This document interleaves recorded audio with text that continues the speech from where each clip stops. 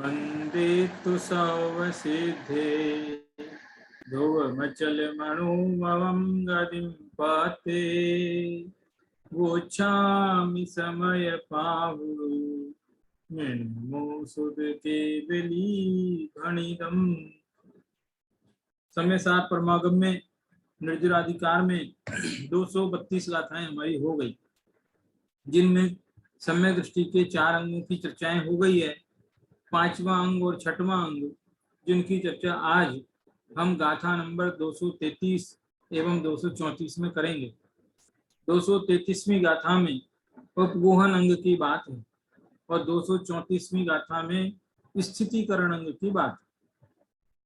वो गाथाएं कौन सी हैं और क्या है, पहले तो जो क्या बोलते हैं, थोड़ा थोड़ा तो आप समझ ही गए हैं इन अंगों का स्वरूप कि क्या है, अंगों का स्वरूप। तो सबसे पहले गाथाएं देखते हैं। देखो यहाँ गाथाएं मैं शो करता हूँ, ये देखो थोड़ा सा है। हाँ, तो जो सिद्ध भक्ति जुतो गुहण गोदु सौवधम्माणं सो उपगुहणकारी सम्मादिट्ठि मुने दवो। एक एक गाथा का अर्थ देखते हैं। जो यानी जो सिद्ध भक्ति युक्तो, सिद्ध भक्ति से युक्त है, जो सिद्ध भक्ति से युक्त है यानी सिद्ध भक्ति में लगा हुआ है, सिद्धों के ध्यान में लगा हुआ है, सिद्धों के साथ अपनी लगन को जिसने जोड़ दिया है, और उपगूहण गोदु सब धम्माणम, और सभी धर्मों का उपगूहन यानी छुपाने वाला है, गोपन करने वाला है, उनको गुप्त कर देने वाला है। सर्व धर्म, धर्म शब्द पहले भी आया था पिछली गाथा में, तब हमने समझा था कि धर्म का अर्थ है वस्तु स्वभाव।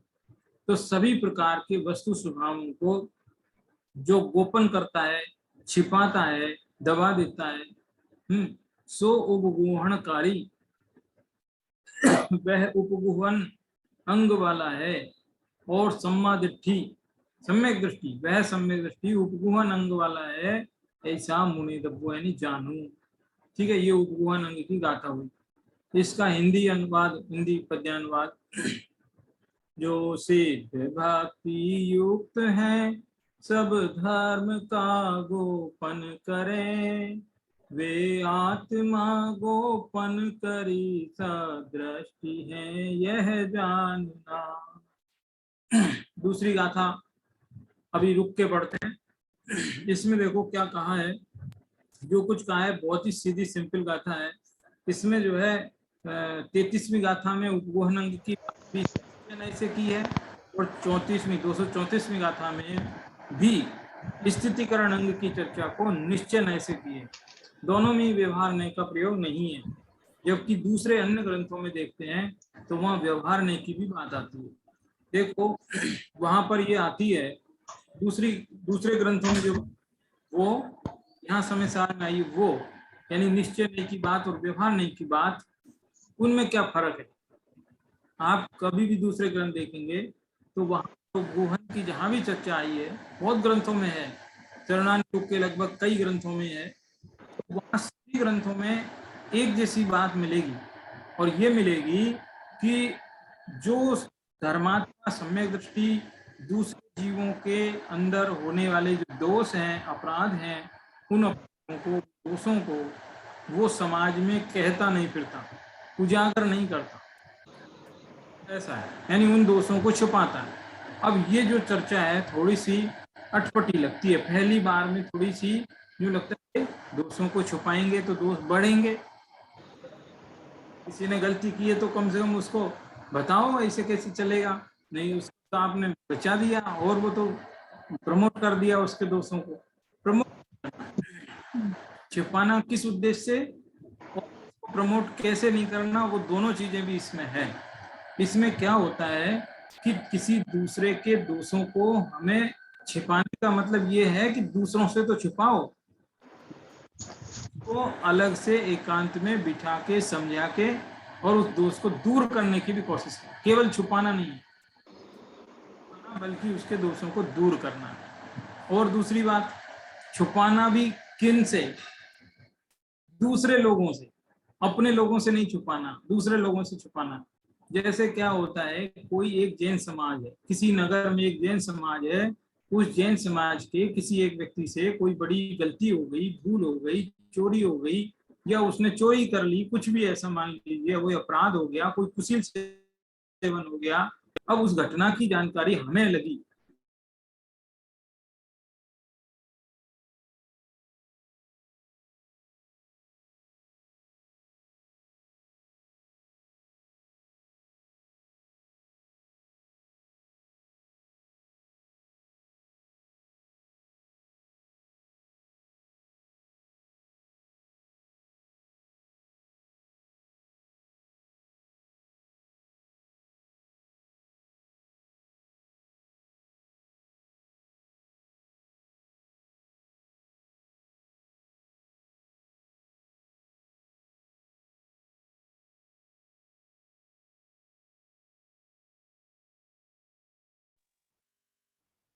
आवाज नहीं आ रही है।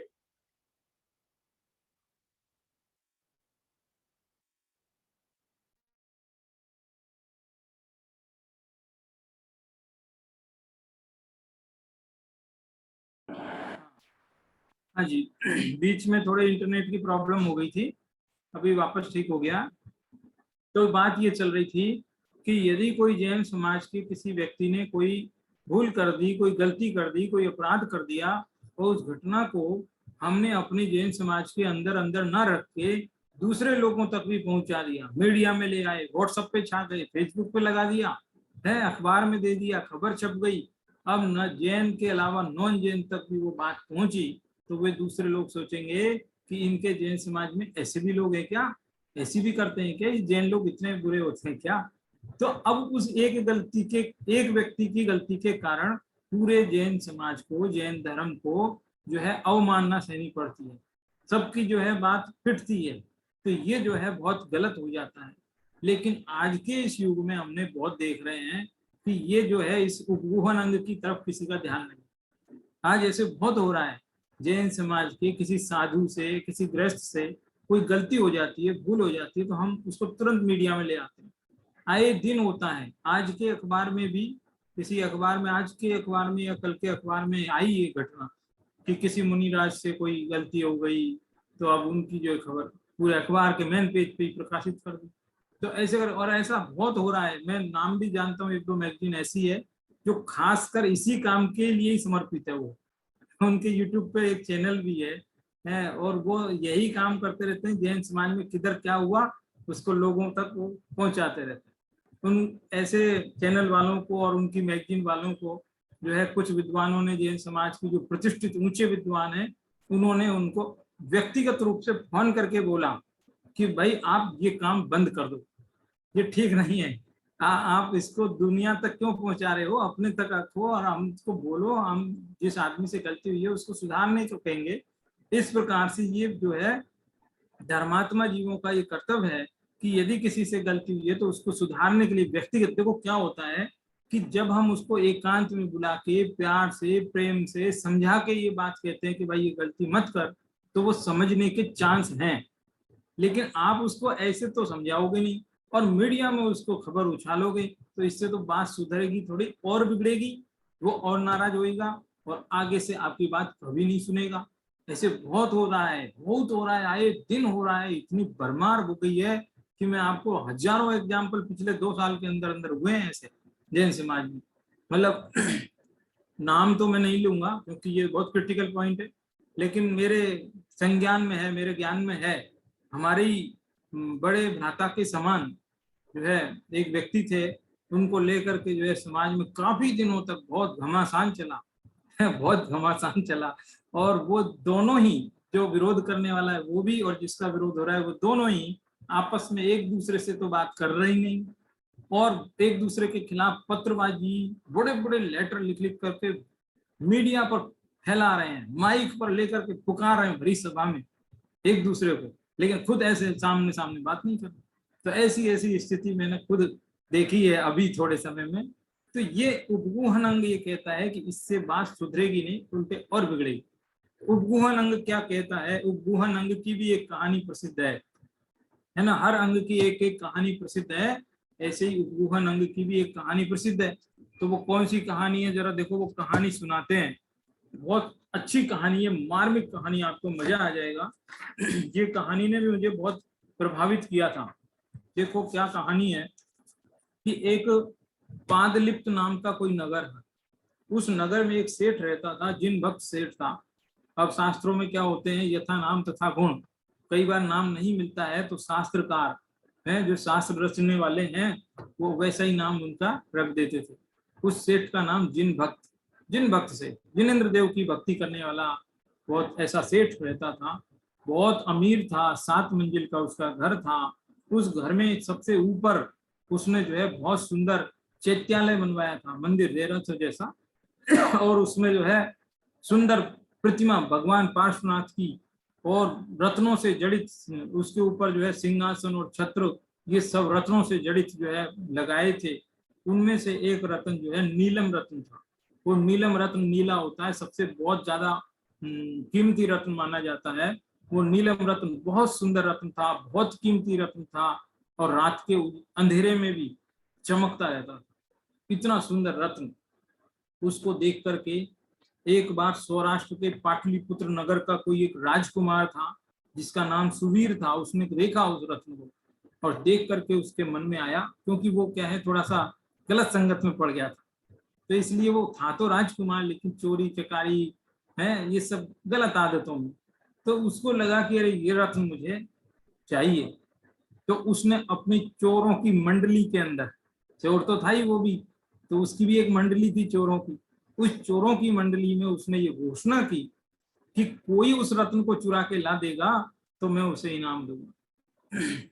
इस बात को सुन करके एक सूर्य नाम का चोर सूर्य नाम का चोर जो है वो तैयार हो गया, खड़ा हो गया, कहने लगा कि मैं लेकर के आऊंगा वो रत्न, कहीं कैसा भी हो, मेरे लिए क्या बड़ी बात है, चाहे कोई कैसा भी हो, अरे स्वर्ग से भी कुछ चुराना है तो मैं चुरा के लेके आऊंगा। ऐसा जो है बोला, और वो सूर्य चोर जो है वहां गया। और कैसे गया, पहले तो उसने बाल मुड़वा लिए, और एक चादरा ऐसा पहन लिया, ब्रह्मचारी का वेश बना लिया, नंगे पैर चलता हूँ, पैरों में चप्पलें नहीं पहनता हूँ, और ऐसा ऐसा जो है कुछ मालाएं वालाएं, जो जो जैसा जैसा वेश होता है एक ब्रह्मचारी का, त्यागी व्रती ब्रह्मचारी, ऐसा जो है वेश बना करके, और वो पहुंचा उस नगरी में, पादलिप्त नगर में। और जिन भक्त सेठ के यहाँ बोला कि मैं जो है जिन भक्त हूँ, जिनेन्द्र देव का भक्त हूँ, मैं व्रती हूँ, त्यागी हूँ, ब्रह्मचारी हूँ, और मेरे लिए जो है आश्रय की आवश्यकता है, मुझे आश्रय दे दो, मैं आपकी जो है सेवा करूंगा। इस तरह से जो बात, और वो सेठ बड़ा दयालु था।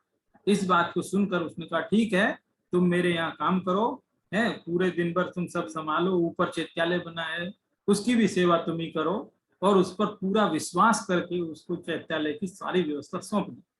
वो तो यही चाहता था कि ये बढ़िया हो गया। देखो, चुराने के लिए और कोई तरीका नहीं मिला, उसने व्रती ब्रह्मचारी का वेश बनाया, और वो जो है वहां पर रहने लगा। थोड़े दिनों में वो मौका देखता रहा कि कैसे करे कैसे करे। इसी बीच एक दिन सेठ ने कहा कि मुझे किसी जरूरी काम से बाहर गांव जाना है, तो तुम जरा इस चैत्यालय की सारी व्यवस्था देख लेना भाई, ठीक से व्यवस्था देखना सब है, टाइम टू टाइम। ठीक है, देखूंगा। उसको मजा आ गया, अंदर ही अंदर खुश हो रहा था कि चलो मौका मिल गया। इधर सेठ गया, पहले के जमाने की पुरानी कहानी है, पहले कोई गाड़ियां होती नहीं थी, पैदल पैदल यात्राएं होती थी। तो वो सेठ पूरे दिन भर में चल के नगर के बाहर कहीं पहुंचा था उस रात, और वहां पर ठहरा हुआ था। उसी रात को वो चोर, सूर्य चोर उठा, अंधेरे में उस नीलम रत्न को चुराया, और चुरा करके वो दौड़ने लगा। चोर तो अंधेरे में नहीं दिखता, लेकिन वो जो नीलम रत्न था वो रात के अंधेरे में भी चमकता था।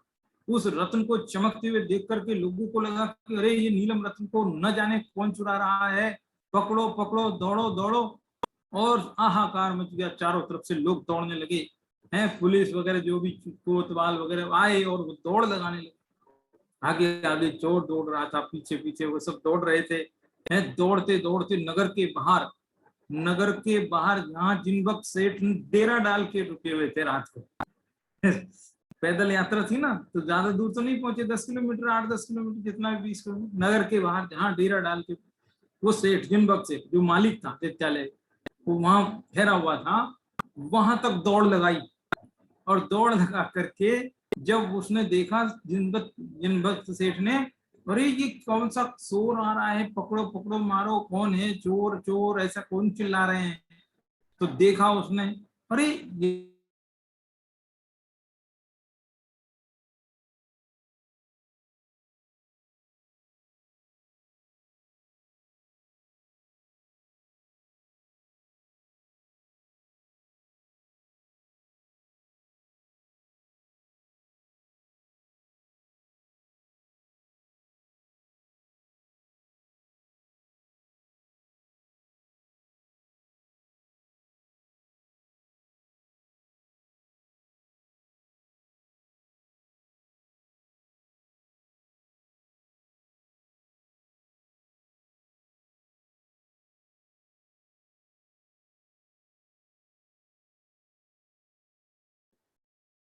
हाँ, तो ये क्या है, कुछ इंटरनेट संबंधी वापस कुछ प्रॉब्लम हुई थी। चलो, तो इसके बाद में जिन भक्त सेठ ने उन सब लोगों को कहा, ठहरो ठहरो, तुमको कोई गलत फहमी हो गई है, ये चोर नहीं है, ये ब्रह्मचारी है, त्यागी व्रती है, बहुत अच्छा इंसान है, इसने चोरी नहीं की है, ये रत्न मैंने ही इससे मंगवाया था, ये रत्न मैंने ही इससे मंगवाया था, मैं बाहर जा रहा था, मुझे ये रत्न लेकर जाना था और मैं भूल गया था, तो मैंने इसको संदेशा भिजवाया था, तो ये रत्न लेकर के मेरे पास ही आ रहा था मुझे देने के लिए, ऐसा बोला। इस बात को सुनकर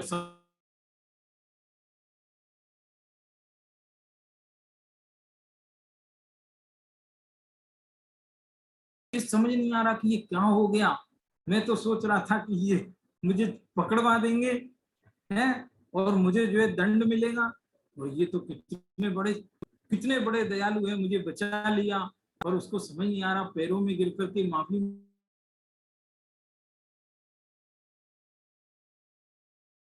लोग ये कहते कि जैनों के त्यागी व्रती सन्यासी ऐसे होते हैं क्या, ब्रह्मचारी ऐसे होते हैं क्या जो चोरी करते हैं? अरे तुम्हें शोभा नहीं देता ऐसे वेश बना करके, यदि तुम्हें चाहिए था तो तुम मुझसे मांगते, और चुराने के लिए ये वेश तो कम से कम नहीं ओढ़ते, तुम तो त्यागी व्रतियों को सबको बदनाम करने के लिए फिर गए।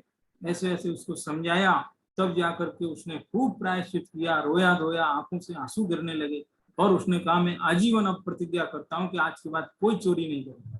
उस चोर ने चोरी करना छोड़ दिया हमेशा के लिए, उसका जीवन सुधर गया। तो इस प्रकार से ये कहानी हमको ये बताती है कि उपगुहन अंग क्यों जरूरी है, कितना जरूरी है। बात समझ में आई होगी। देखो, इसमें एक और भी चीज है, एक और भी बात है अभी इसमें। इसमें एक बात यह है कि इस अंग का नाम उपगुहन तो अपन बोल रहे हैं, और ज्यादातर पुस्तकों में उपगुहन अंग ही नाम मिलता है, लेकिन इस अंग का एक दूसरा नाम भी है, डबल नाम है, दो नाम है। तो दूसरा नाम क्या है?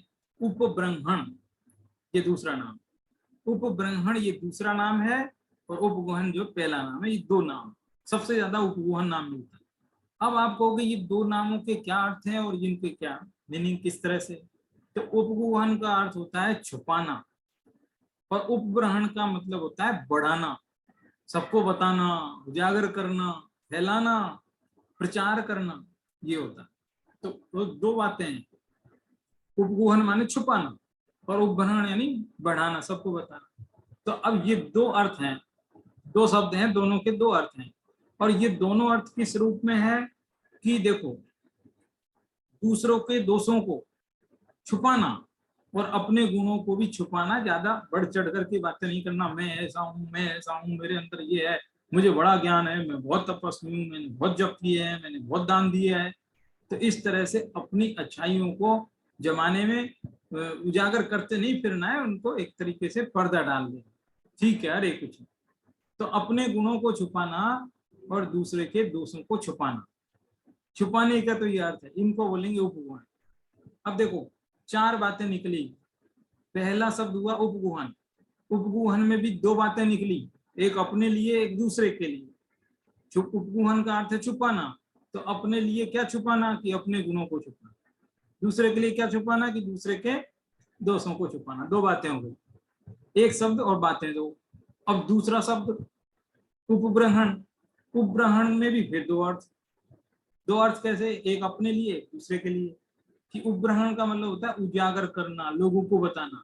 तो अपने बारे में क्या बताएं, कि अपने में कोई कमी है तो उसको लोगों को कहना, देखो भाई मुझ में ये कमी है, क्योंकि वो कमी मैं बताऊंगा तो उसको सुधारने के अवसर बनते हैं, छुपाऊंगा तो अवसर नहीं बनेगा।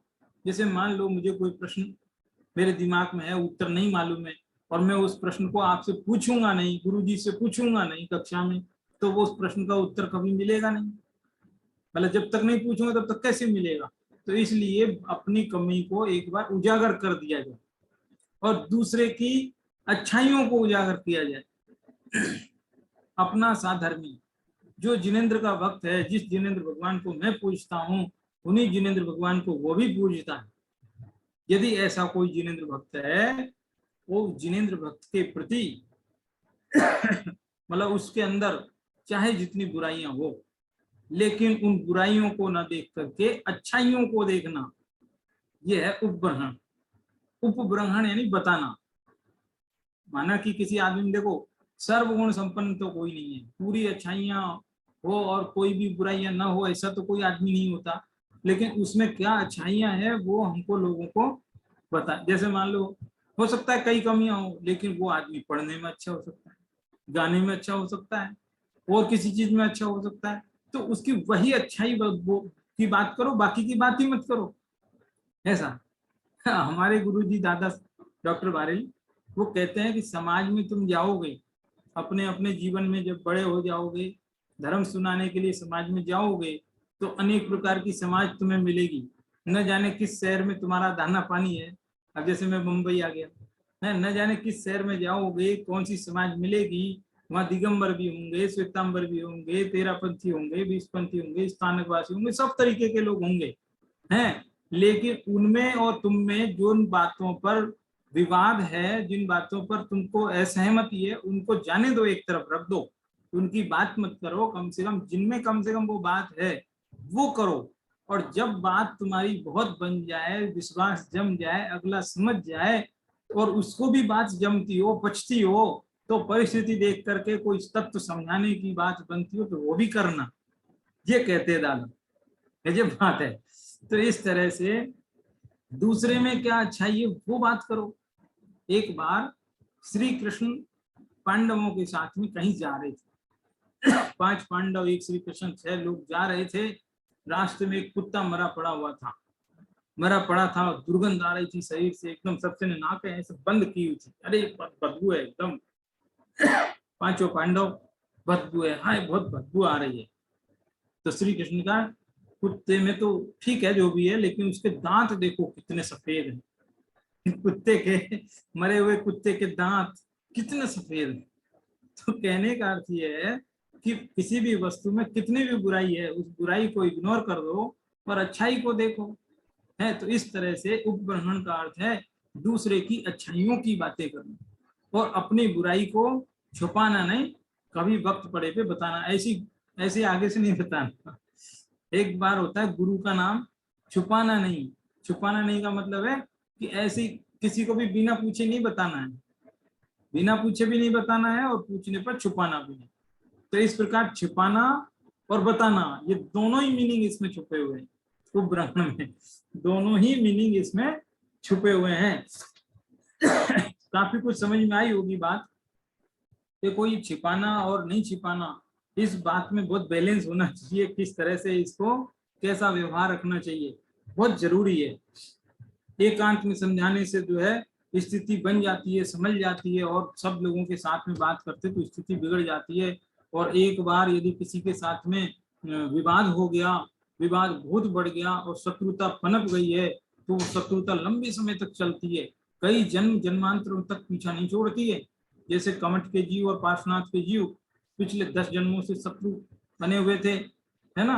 हालांकि एक तरफा शत्रुता थी वो बात अलग है, लेकिन वो शत्रुता चली ना।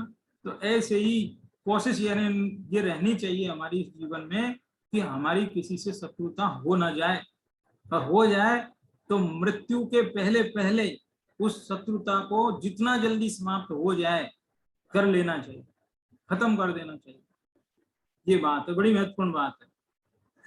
देखो ये जो पूरा चैप्टर है आप इसको पढ़ना है ना, तो थोड़ी बहुत चर्चा मैं अभी पढ़ूंगा इसमें, लेकिन फिर भी आप भी पढ़ना। और अभी जो दूसरी गाथा है उसको भी जरा पढ़ते हैं। देखो दूसरी गाथा मैंने थोड़े अलग तरीके से पेश की है आपको, वो जो रेगुलर मैं जो शो करता हूँ वैसा शो नहीं किया है, क्योंकि उस रेगुलर में एक थोड़ी सी मिस्टेक मुझे दिखाई दी है, तो मैंने इसको दोबारा से टाइप किया, बताऊंगा वो भी। मग्गम गच्छत्तं सगम्पि मग्गे ठवेदिजो चेदा सोठिदि करणेन जुदो सम्मादिट्ठि मुने दवो। उन्मग्गम उन मार्ग को, गच्छत्तम यानी जाते हुए, उन मार्ग में जाते हुए, सगम पी स्वयं, सगम यानी स्वयं अपने आप को, पी यानी भी अपने आप को भी। अब भी लगाने पर क्या मतलब, अपने को भी इसका मतलब दूसरों को भी, ऑटोमेटिक उसमें से मीनिंग निकल गया, अपने को भी और दूसरे को भी। लेकिन यहाँ पर बल दिया है अपने पर, दूसरे की बात बाद की बात, सेकेंडरी। फर्स्ट प्रायोरिटी अपनी, अपनी आत्मा का कल्याण पहले नंबर पे, दूसरे आत्मा का कल्याण दूसरे नंबर पे। ये बहुत महत्वपूर्ण बात है, ये दूसरी जगह पे आई है। आदहिद पर हिदादो सुट्टु कादम आदहिदम च कादम, ऐसा एक श्लोक है, गाथा है मूल संस्कृत में, जिसका अर्थ ये है कि आत्महित और परहित, इन दोनों हितों में से यदि आपको चयन करना पड़े, चूज करना पड़े कि मुझे पहले क्या करना, तो करे कि आत्महित पहले करो, पहले अपना कल्याण करो। जब तक अपना कल्याण नहीं होगा दूसरे का कैसे करोगे, पहले खुद तो चलो उस मार्ग पे, फिर दूसरे को बताना, है ना, ऐसी बात है ये। तो कह रहे कि आदहिदम पर हिदादो सुट्ठु आदहिदम चकादो, अपना हित ही करो, और फिर बाद में यदि बचे समय तो पर हिदम च अपि कादवम, दूसरे का हित भी करना चाहिए। तो ये कह रहे हैं उन्मार्ग में जाते हुए सगम यानी अपने आप को भी, और भी लगा दिया, इसका मतलब दूसरे को भी ले लेना है ना, इनडायरेक्टली दूसरे का भी मीनिंग आ गया है। मग्ग यानी मार्ग में, सन्मार्ग में, क्योंकि उन मार्ग में जाते हुए तो सन्मार्ग में लाने के लिए ठवेदी स्थापित करता है, जो चेदा माने आत्मा, जो आत्मा अपने आप को उन मार्ग में जाते हुए को सन्मार्ग में स्थापित करता है, और हो सके तो दूसरे को भी स्थापित करता है। सोठिधिकरण, वो स्थितिकरण अंग से युक्त है, सम्यक दृष्टि है, ऐसा मुनि यानी जानो, ये है इसका अर्थ। मूल गाथा का अर्थ ये है, लेकिन फिर भी जो रेगुलर गाथा अपन देख रहे थे वो ये गाथा, इसमें मैंने कुछ भी नहीं किया, तीसरे चरण को थोड़ा सा परिवर्तित किया। वो कैसे किया, किस आधार पे किया, वो मैं बता देता हूँ आपको, और क्या मेरे को इसमें डाउट है वो भी मैं बता देता हूँ। इसमें देखो चौथी लाइन जो दिख रही है, यानी 234वीं गाथा की दूसरी लाइन, सोठिधिकरणा जुत्तो, इसमें मुझे थोड़ा डाउट है, संधि विच्छेद संबंधी कुछ मिस्टेक है। देखो सो यानी वह, स्थितिकरण यानी स्थितिकरण से, अजुत्तो, आ की मात्रा और जो लगी हुई है उधर, जुत्तो नहीं है, अजुत्तो हो गया, क्योंकि संधि है ना। तो अजुत्तो, देखो ये इतनी माइनर मिस्टेक है, इतनी माइनर मिस्टेक है, 100 बार देख लेने के बाद भी न जाने किधर छूट जाती है। एक आ की मात्रा है बहुत बारीक सी, लेकिन उसकी वजह से अर्थ एकदम अपोजिट हो गया। क्या कह रहे हैं, स्थितिकरण अंग से अयुक्त, युक्त कहना चाहिए लेकिन क्या कह दिया, अयुक्त। इसलिए थोड़ी सी ये माइनर सी मिस्टेक है, जिसकी वजह से ये गाथा मैंने नहीं पढ़ी और उसको अलग लिखी। लेकिन अलग लिखने के पहले भी मुझे काफी कुछ देखना पड़ा। मैंने 2-3 समय सार जो मूल से रखे हुए हैं उनमें भी ये गाथा देखी थी, लेकिन सबने एक दूसरे के उस हिसाब से लिखते चले गए, तो वो सब जगह वही मिला मुझे। लेकिन फिर भी मैंने जो है इस पर काफी कुछ खोजा, बहुत खोजा, और जेसेनाचार्य का एक जो है टीका, उस टीका में शब्द सह टीका की गई थी। उस शब्द सह टीका में एक जगह पर मुझे लिखा मिला, सोठिधिकरणेन जुदो, ऐसा लिखा मिला। और फिर मैंने उसकी मात्राएं भी गिनी छंद शास्त्र के अनुसार, तो मात्राएं भी बराबर 12 मात्राएं हो रही थी। तीसरे चरण की 12 मात्राएं होती है, पहले और तीसरे में 12 है, और दूसरे में 18 और चौथे में 15, ये नियम है। तो तीसरे चरण की मात्राएं 12 बराबर बैठ रही थी, तो मैंने कहा हाँ ये काम सही। इस तरह से मैंने उसको जो है दूसरा लिया। अभी समझ में आ गई होगी बात। अभी इसका जो है हिंदी पढ़ता हूँ। उन्मार्गगत निज भाव को लामे स्वयं सन्मार्ग में, वे आत्मा स्थिति करण सम्यक दृष्टि है यह जानना। उन्मार्गगत, गलत रास्ते चले गए हैं, धर्म मार्ग को छोड़ दिया है, किसी वजह से कोई चिंता में, कोई टेंशन में, कोई जगत की कोई घटना से चित्त इतना व्यथित हो गया है, परेशान हो गया है कि छोड़ो रे ये धर्म कर्म, मैं बहुत धर्म करता हूँ तो भी मेरी जिंदगी में इतनी परेशान नहीं करना मुझसे आज। ऐसा मान लो कोई गुस्से में किसी कोई परिस्थिति से परेशान होकर के उस धर्म को छोड़ दे, सन्मार्ग को छोड़ दे। अरे मैं बहुत दिनों तक दिन में ही भोजन करता रहा, रात्रि भोजन त्याग किया, कुछ भी तो नहीं होता, छोड़ दे रहा हूँ, मैं नहीं करूंगा, ऐसा करके कोई छोड़ देवे, कुछ भी हो सकता है, कल से ये सब नहीं करूंगा, बहुत हो गया अभी।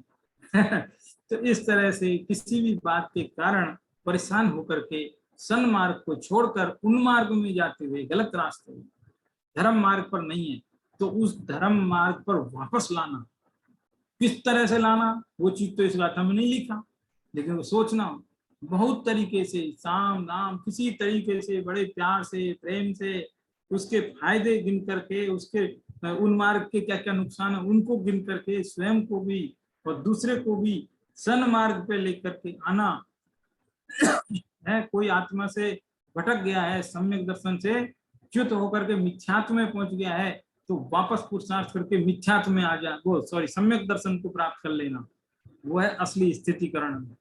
वो स्वयं के लिए है और दूसरों के लिए कि कोई जीव जो है व्यवहार धर्म का पालन करता था, सच्चे देव शास्त्र गुरु की जो है पूजा करता था, लेकिन कोई परिस्थिति ऐसी बनी कि उसने सब छोड़ छाड़ के और कुदेव को गुरु को मानना शुरू किया है और वो वहां जाने लगा। तो अब ऐसी स्थिति में उसको अलग से बुला के पूछा जाए, भाई तेरी क्या परेशानी, क्यों ऐसा करता है? तो इस तरह से उसकी बात का पता लगा के और उसको सही रीति से वापस सन्मार्ग पे लाना, वो है स्थितिकरण। ऐसा है। ये स्थितिकरण अंग में भी इस बात का बहुत ध्यान रखना पड़ता है कि किसी जीव को किस तरह धर्म मार्ग पे लाया जाए। तो ये दो बातें, इस देखो उपगुहन अंग में मैंने दो शब्द और दोनों शब्द के अंदर स्व पर ऐसा करके दो भेद किया, तो 4 बातें निकल के आई। ठीक है, ऐसे ही स्थितिकरण अंग में 2 बातें निकल के आएगी, एक स्व के लिए, एक पर के लिए, अपने आप को भी स्थापित करना और दूसरे आत्मा को भी स्थापित करना, ये 2 बातें इसमें हो गई है ना। तो अब इसमें भी देखो 6 बातें हो गई, 4 उसकी, 2 इसकी, 6। लेकिन इन 6 को साइड में रखो। इस समय सार तो परम शुद्ध निश्चय नय की मुख्यता से है, कहने का अर्थ निश्चय नय की मुख्यता से है, परम शुद्ध से तो कुछ कथन होता नहीं है, इसलिए निश्चय नय की मुख्यता से है। इसलिए यहाँ पर निश्चय नय की भाषा में ही अर्थ किए गए हैं। मूल गाथा में भी वही बातें की है और जो व्यवहार की बातें उसको पूरी तरह से, मतलब एक तरीके से यहाँ उसकी उल्लेख नहीं है, ये समझ लो। तो यहाँ कैसे क्या कहा है देखो, इसमें कहा है कि जो सिद्ध भक्ति से युक्त है, मूल वो क्या बोलते टीका है उसी को पढ़ता, मूल टीका पे है, शुद्धात्म भावना रूप पारमार्थिक सिद्ध भक्ति से युक्त और मिथ्यात्व रागादि विभाव भावों का विनाशक सम्यक दृष्टि जीव उपगुहन अंग का धारी है और मिथ्यात्व रागादि रूप उन मार्ग में जाते हुए अपने आत्मा को परम योग के अभ्यास के बल से शुद्धात्म भावना रूप निश्चय मोक्ष मार्ग में दृढ़ता से स्थापित करने वाला सम्यक दृष्टि स्थितिकरण अंग का धारी जानना चाहिए। ये जो है मूल टीका का जो है हिंदी अर्थ है। लेकिन अब देखो इसमें कुछ शब्द कठिन हो सकते हैं, सेंटेंस लंबा हो जाता है इसलिए भी कठिन हो जाता है, सेंटेंस को छोटे छोटे टुकड़ों में पढ़ेंगे तो सरल हो जाएगा। इसमें ये कह रहे हैं सिद्ध भक्ति से युक्त है, इसलिए वो कैसा है, उपगुहन अंग का धारी है सिद्ध भक्ति से। प्रश्न ये होता है कि सिद्ध भक्ति का उपगुहन अंग से क्या संबंध, उपगुहन अंग से सिद्ध भक्ति का क्या लेना देना? तो कह रहे सिद्ध भक्ति में यदि चित्त लग जाएगा तो फिर चित्त दूसरी जगह जाएगा कहाँ, तो चित्त तो अपने आप उपगुहन में आ जाएगा कि नहीं। त्रिगुप्तियां होती है, एक मनोगुप्ति, एक वचन गुप्ति, एक काय गुप्ति। तो जो सिद्धों का ध्यान करेगा वो ध्यान करते करते अपने आत्मा का ध्यान करेगा तो उसका तो जो है 3 गुप्तियां हो जाने वाली है, तो इसलिए वो उपगुहन अंग का धारी हो जाएगा। यहाँ मुख्य क्या हुआ, अपने को मुख्य किया, पर को मुख्य नहीं किया कि दूसरे के दोष को देखना नहीं देखना, गुण को देखना नहीं देखना, वो उसको 4 पॉइंट में से 2 पॉइंट दूसरे की तो बात ही नहीं है ना, स्वयं की बात की है। अपने आत्मा को सिद्ध भक्ति में लगाना जिससे कि वो उपगुहन अंग वाला सम्यक दृष्टि बने। ऐसे ही स्थितिकरण के लिए भी, स्थितिकरण में दूसरे को भी सन्मार्ग पे लाया जाता है, लेकिन ये दूसरे की तो सेकेंडरी बात है। अपने आत्मा को निश्चय मोक्ष मार्ग में लगा देना, यानी सम्यक दर्शन की प्राप्ति कर लेना, पुरुषार्थ करके सम्यक दर्शन छूट भी जाए तो वापस उसके प्रयास में रहना, तो ये हो गया निश्चय से स्थितिकरण, निश्चय से उपगुहन और निश्चय से स्थितिकरण, ये 2 की चर्चा यहाँ पर। ठीक है, देखो ये जो एक टेबल दिखाता हूं, उस टेबल से देखो आपको ये चारों अर्थ समझ में आएंगे। ये चारों अर्थ, छिपाना उपगुहन का अर्थ है और उजागर करना ये उपग्रहण का अर्थ है। अब क्या क्या करना है, गुण और दोष दोनों बातें लिखी है मैंने, लेकिन किसके गुण और किसके दोष, कि अपने गुण और दूसरे के दोषों को तो छिपा देना और अपने दोष और दूसरे के गुणों को बढ़ा देना, बता देना लोगों को, है ना। तो इस तरह से ये है बात। अब इसमें एक चीज और समझिए, तत्वार्थ सूत्र में 6ठे अध्याय में आता है, 6ठे अध्याय में कौन सा है, नीच गोत्र के कर्म आश्रव का कारण, नीच गोत्र के आश्रव का कारण है तत्वार्थ सूत्र 6ठे अध्याय के एक सूत्र में। उस सूत्र में ये बताया है, परात्म निंदा प्रशंसे सद सद गुणोच्छादनो भावने च निश्चय गोत्र, ये सूत्र है 6ठे अध्याय में। उसमें लिखा परात्म निंदा प्रशंसा, पर यानी दूसरे की निंदा, आत्म यानी अपनी प्रशंसा है, सद सद सद और असद, गुणोच्छादने और उद्भावने, सद यानी अच्छाइयों को तो छुपा देना और बुराइयों को जगत में कहते फिरना, ऐसे ऐसे काम करने से नीच गोत्र के, नीच गोत्र कर्म है ना, गोत्र कर्म, उसका नीच गोत्र अशुभ, उसका आश्रय होता है। ऐसा तत्वार्थ सूत्र में कारण सहित लिखा है, कारण बताया है। तो इससे भी ये चीज सीखने को हमें मिलती है कि हमें क्या मिलता है दूसरे की बुराई करके, कुछ भी तो नहीं मिलता है, कुछ भी फायदा नहीं है, 0%। दूसरे की बुराई करने से कुछ भी फायदा नहीं है ना। बुरा ही बुरा है, लेकिन पता नहीं दूसरे की बुराई करने में एक रस आने लगता है और हम छोड़ नहीं पाते हैं, लेकिन वास्तव में उसका कोई बेनिफिट नहीं है, नुकसान ही नुकसान है। और सबसे बड़ी साइकोलॉजिकल और बात बताएं, साइकोलॉजिकल क्या बोलते हैं, साइंटिफिक बात ऐसी है कि जब हम किसी दूसरे की बुराई करते हैं तो इनडायरेक्टली जिसकी बुराई करते हैं उसके मन में भी नेगेटिव विचार आते हैं हमारे प्रति, ऐसा और है। तो इसलिए बुराई करके हम उस व्यक्ति को और बुरा कर देते हैं, बुराई नहीं करनी चाहिए, ये यहाँ पर बताई जा रही बात। ये सम्यक दृष्टि के अंग है, सम्यक दृष्टि के जीवन में ऐसा हो जाता है। सम्यक दृष्टि कैसा होता है, उसका जीवन कैसा होता है, ऐसी बात चल रही है। ठीक है ना। देखो पुरुषार्थ सिद्धि उपाय में कोई कोई पैराग्राफ पढ़ता हूँ, 228 328 पेज में सबसे नीचे की लाइन है, पुरुषार्थ सिद्धि उपाय में उपग्रहण और उपगुहन दोनों की चर्चा, और स्थितिकरण में स्व और पर दोनों के स्थितिकरण की बात है। लेकिन समय सार परम आध्यात्मिक ग्रंथ होने से इसमें निश्चय नय की प्रधानता से मात्र स्व के गुणों के उपग्रहण और पर के स्व के गुणों के उपग्रहण और स्व के स्थितिकरण की ही बात आई है। यहाँ उपग्रहण में भी स्व को लिया है, अपने गुणों को बढ़ाना। अब आप कहोगे ये तो आपने अभी जो टेबल दिखाई थी उसके अकॉर्डिंग जब नहीं, आप ऐसा पूछ सकते हो मेरे को, लेकिन यहाँ जिस अर्थ में उपग्रहण है ना उसको समझ लीजिए। जैसे जैसे हमारे गुण स्थान बढ़ते हैं, आत्मा की विशुद्धि बढ़ती है, तो गुण बढ़ते हैं कि घटते हैं? आत्मा के अनंत गुण तो उतने ही रहेंगे, उनमें कुछ नहीं बढ़ेगा, लेकिन उन गुणों में विशुद्धि बढ़ेगी, इसका मतलब उन गुणों का बढ़ना। तो वो वाला अर्थ यहाँ लेना। कौन सा वाला अर्थ लेना है? आत्मा के गुणों में जो विशुद्धि बढ़ी है उसको कह रहे हैं बढ़ना, उपग्रहण। तो ऐसा उपग्रहण चाहिए कि नहीं चाहिए अपने लिए, कि हाँ चाहिए। तो बस वही अर्थ है यहाँ पर, निश्चय नहीं के हिसाब से अपने गुणों के उपग्रहण और पर के और अपने ही स्थितिकरण की बात है, दूसरे की बात ही नहीं मूल गाथाओं में, क्योंकि ये निश्चय की प्रतिपादक ग्रंथ है इसलिए। ठीक है, अब इसके बाद सम्यक दृष्टि, एक दो पैराग्राफ से आगे बढ़ता हूँ थोड़ा थोड़ा। इस प्रकार सम्यक दृष्टि के आत्मशक्ति की वृद्धि होती है, इसलिए उसे दुर्बलता से जो बंद होता था वह नहीं होता, निर्जरा ही होती है। कहने का अर्थ ये है, देखो पूरा पैराग्राफ पढ़ने की बजाय मैं उसका सार बोल देता हूँ, अपनी भाषा में बोल देता हूँ, क्योंकि पढ़ने में जो समय बहुत लगता है, सार बोल देता हूँ। सार ये है कि उपगूहन का अपोजिट अनुपगूहन से होने वाला बंध और स्थितिकरण के अपोजिट अस्थितिकरण से होने वाला बंध, ये दोनों बंध सम्यक दृष्टि को नहीं होते, अपितु निर्जरा होती है।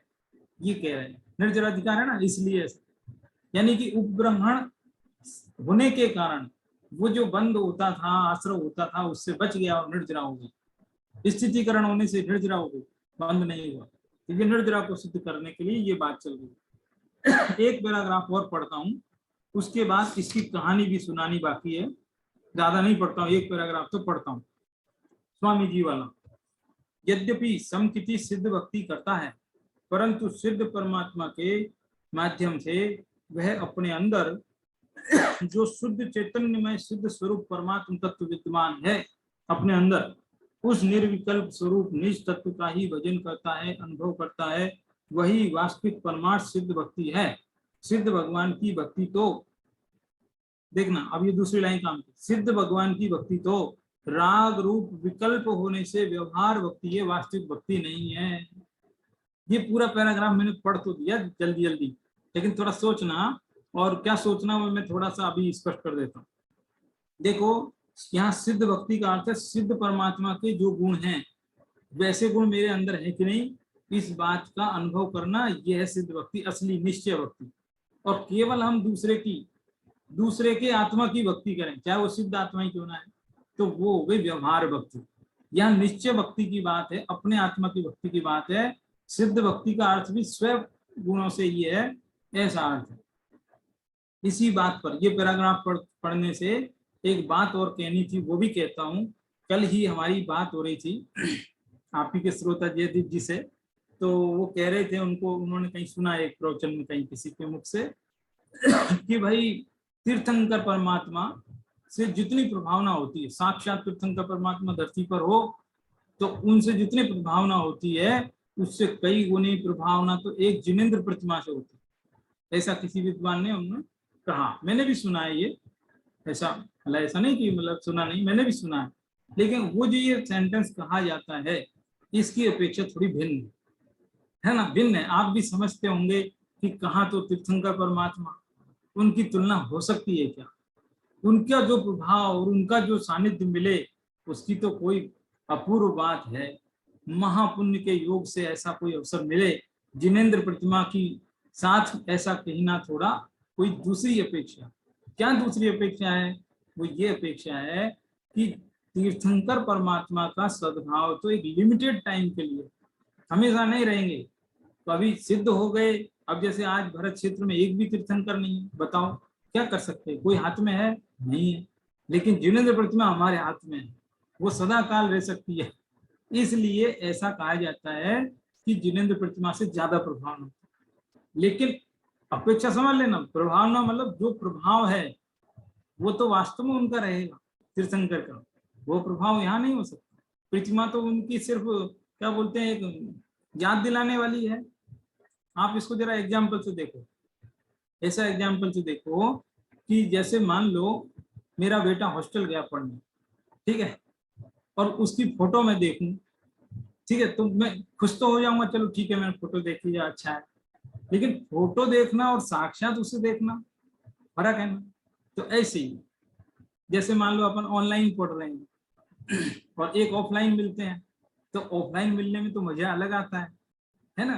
तो ऐसे ही एक सामने साक्षात तीर्थंकर परमात्मा विराजमान हो तो बात कुछ और होती है ना।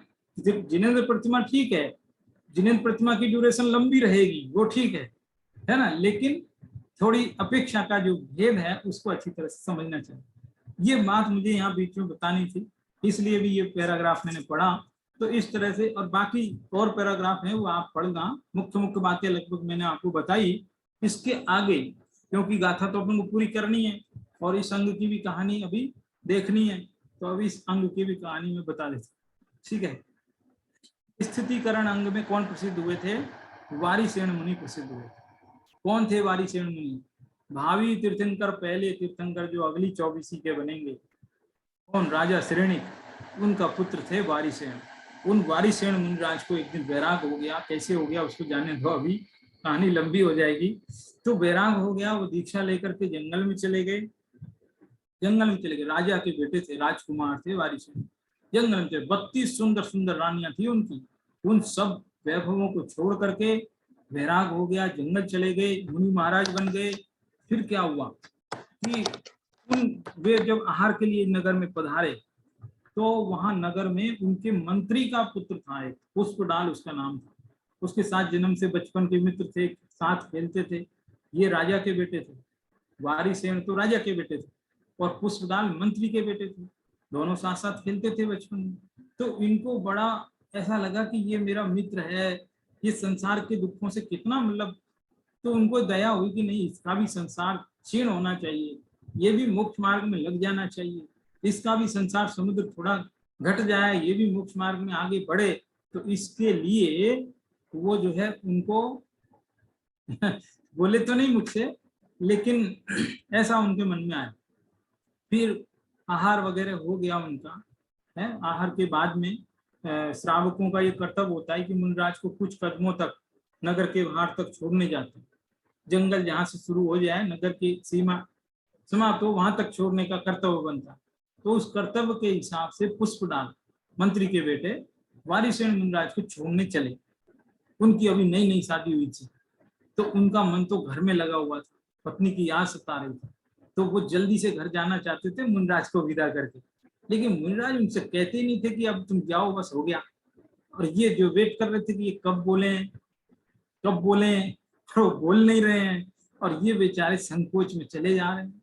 अब बोले तो कैसे बोले, लेकिन फिर भी इनडायरेक्टली इन्होंने ऐसे कहा, देखो मुनिराज, जब हम छोटे थे, बचपन में खेलते थे, तो खेलते खेलते यहाँ तक आते थे, ये आम का पेड़ है, यहाँ तक आते थे, बहुत दूर है ये अपने घर से, दो तीन कोस तो हो गया, बहुत तो हो जाता है यहाँ तक आना।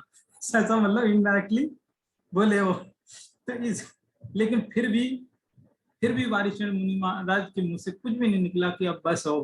और उसको साथ साथ साथ साथ लेकर चलते रहे, साथ साथ। और वो जंगल में पहुंच गए। जंगल में पहुंच गए और वहां अपने गुरु के समक्ष जाकर के बोले वारिसेन मुनिराज कि ये पुष्पडाल हैं, हमारे बचपन के मित्र हैं, ये भी मोक्ष मार्ग में गमन करना चाहते हैं, इनको भी दीक्षा दो। करके उनको भी दीक्षा दिलवा दी। बेचारे वहां तो घर में चित्त था, लेकिन दीक्षा मिल गई, मुनि बन गए बाहर से, लेकिन मन उनका जो है अभी वैराग्य नहीं आया। घर की याद सताती थी, है, बाहर में सब क्रिया करते थे लेकिन बहुत परेशान थे मन से। एक बार जो है महावीर भगवान का समोशरण आया, तभी की बात है। तो वो समोशरण में इंद्र महाराज भगवान महावीर की स्तुति करते हुए कहने लगे, हे नाथ, आप दीक्षा लेकर जब से चले आए, ये राजभूमि, ये राजमहल सूना हो गया, रो रहा है, अनाथ हो गया आपके पास। ऐसे ऐसे शब्द वो समोशरण में बैठ सुन रहे थे ना। तो वो पुष्पडाल को लगा ऐसे ही मेरी पत्नी अनाथ होकर रो रही होगी वहां पर। तो एकदम से उनको याद आ गई बहुत जोरदार। उन्होंने कहा अब मैं कुछ नहीं, बहुत हो गया, 12 वर्ष हो गई मुझे। तो वो किसी को बिना कुछ कहे चुपचाप वहां से निकल लिए, वहां से निकल लिए। वारिसेन मुनिराज को भी भनक लग गई, वो भी साथ साथ चलने लगे। इस बार भी वारिसेन मुनि कुछ नहीं बोले, पहले भी कुछ नहीं बोले, चुपचाप चलते रहे चलते रहे। और वो जब नगर की तरफ आए तो वारिसेन यानी कि राजा श्रेणी के बेटे को देख करके उनकी माँ यानी श्रेणी की पत्नी चेलना, वो देखनी, अरे ये वापस क्यों आ गए, इनको वैराग नहीं है क्या, चलो देखती हूँ। और 2 पाटे लगाए, एक सोने का एक लकड़ी का। तो महाराज तो लकड़ी के पाटे पर बैठ गए। तो उन्होंने देखा, अच्छा वैराग्य तो है इनको, लेकिन कोई दूसरा कारण हो सकता है। क्या कारण है देखते हैं। फिर क्या हुआ कि उनकी वंदना के लिए उनकी 32 पत्नियां निकल करके आई राजमहल से। 32 पत्नियां थी ना उनकी, हरिशरण मुनिराज की गृहस्थ अवस्था, तो एक से एक सुंदर सब निकल करके आई मुनिराज की वंदना करने के लिए। उस दृश्य को देख करके पुष्पडाल मुनि जो साथ में थे, उनको लगा अरे इनकी तो एक से एक 32 सुंदर पत्नियां, जिनको छोड़ करके ये चले गए और मैं एक पत्नी को नहीं छोड़ पा रहा हूँ। और ऐसा करके उनको भी उस वक्त वैराग्य चढ़ा और उनको सच्चा वैराग हो गया, और एकदम फिर उन्होंने भी जो है पूरे अपने आप को सन्मार्ग में लगा दिया। उन्मग्गम गच्छन्तम स्वयं भी, उन्मार्ग में जाते हुए अपने आप को भी सन्मार्ग में लगा दिया। इस प्रकार की एक कहानी आती है, वारिसेन मुनिराज ये स्थितिकरण अंग में प्रसिद्ध हुए, ऐसी कहानी आती है। तो इस प्रकार से कहने का अर्थ ये है कि ये सम्यक दृष्टि के जीवन में 8 प्रकार के अंग होते हैं, जिनमें से 6 अंग हमने पढ़ लिए हैं, 2 अंग बचे हैं जिनकी चर्चा अगले व्याख्यान में करेंगे। इस तरह से अपना अधिकार पूर्ण होगा। आज की बात को यहीं विराम देते हैं, ठीक है। जय हिंद।